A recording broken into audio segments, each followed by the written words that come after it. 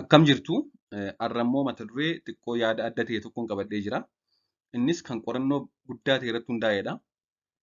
Mata dureen kunis harkaan jechuunis iskiriiptoon waraqaa irratti barreessuu moo dijitaal teekinooloojii yookaan ismaartifoonii adda addaa fayyadamnee koompitara irratti yookaan bilbila irratti nootii yookaan yaadannoo qabachuutu dandeettii yaadachuu, dandeettii barachuu fi sammuu qaruu olaanaa qaba kan jedhudha.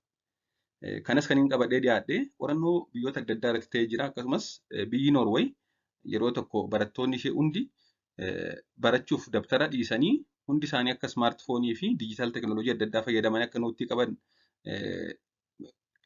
ibsitee turte. Jechuunis dabtara hin qabatan jechuudha. Barattoonni iskiriiptoos hin qabanii, dabtaras hin qabanii, ismaartifoonii fi kompiitarumaan nootii qabatu kilaasii keessa taa'anii. Egaa kun sadarkaa guddina isaanii agarsiisuufidha. Hundumtuu kompiitaraan akka barreessan jechuudha. Haa ta'u malee waggaa muraasa booddee yeroo qorannoo gaggeessitu rakkoo guddaa uumee jira wanti kun. Kanaaf yaada kana dhiisaniitti gara iskiriiptoo fi gara waraqaatti deebi'an. Mee maaltu uumame kan jedhu waliin haa ilaallu. Akkuma beektan dhaloonni ammaa teekinooloojii fayyadamuu irratti baay'ee cimoodha. Keessumaa ismaartifoonii, kompiitara adda addaa kana irratti baay'ee cimoodha. Kun gaarii ta'ee osoo jiruu yeroo hunda kanneen duraanii irra waan hundaan gaarummaa qabu jechuu miti. Yeroo ammaa kana ismaartifoonii fi dijitaal teekinooloojii adda addaa irratti isa kanarratti kan barattoonni keessumaa biyya keenyatti barattoonni yuunivarsiitii fi barattoonni magaalaa gurguddoo irratti haayiskuulii fa'aa irratti kan isaan ittiin nootii qabatan yookaan kan isaan irratti waa barreessan. Haa ta'u malee keessumaa barattoota biratti bifa duraanii sanaan jechuunis iskiriiptoon waraqaa irratti barreessanii yaadannoo qabachuun kanneen yeroo ammaa kana kanneen akka ismaartifoonii fi kompiitara kana fayyadamanii yaadannoo qabachuurra dandeettii yaadachuu, barachuu fi sammuu qaruu qaba. Kanaaf egaa biyyi Noorweey waggaa muraasa booda yeroo ilaaltu ijoollee ishee giraamerii dadhabanii dandeettiin waa yaadachuu isaanii gadi bu'aa dhufe jechuudha. Yeroo nootii hundumaa kompiitaraan yookaan ismaartifooniidhaan fayyadamuu jalqaban waraqaa fi iskiriiptoo dhiisanii dudduuba deebaniiti gara iskiriiptootti deebani. Qorannoon guddaan akka gaaffiin guddaa uumame akka dandeettiin waa yaadachuu, waa yaaduu fi waa hubatanii turuu gadi bu'aa dhufe qorannoon agarsiisnaan dhiisan jechuudha.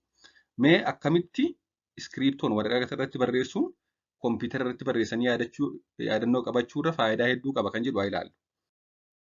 Kan jalqabaa yeroo waa dhaggeeffannee yookaan yeroo waa dubbisnee yaadannoo qabannu iskiriiptoon waraqaa irratti barreessinee yeroo yaadannoo qabannu akka isa kan ismaartifoonii yookaan akka isa kan kompiitaraa koppii pasti goonu hin jiru.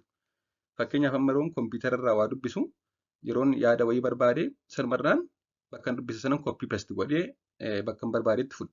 Yeroo waraqataan barreessinu garuu akkas miti. Jalqaba yaada isaa sirriitti hubannee yaada dheeraa gabaabsinee cuunfaa yaadichaa akka nuti waraqaa irratti barreessinu. Kun egaa dandeettii yaadachuu keenya ni cimsaa, dandeettii sammuu qaruus qabachuudha. Koppii pesti gochuun faayidaa akka kanaan qabu. Akkasumas yeroo iskiriiptoon barreessinu waraqaa akkamiirratti bakka kamirratti iskiriiptoo halluu kamiin akka barreessine illee ni yaadanna.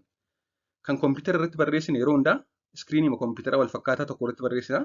Kanaaf kan harkaan barreessine irra yaadachuuf baay'ee faayidaa hin qabu jechuudha. Kan kompiitaraan barreessinu. Iskiriiptoon garuu yeroo barreessinu waraqaa akkamiirratti akka barreessine, dabtara akkamiirratti akka barreessine, bakka kamitti, halluu akkamiin kan jedhu illee ni yaadanna waan ta'eef dandeettii yaadachuu keenya baay'ee cimsa jechuudha.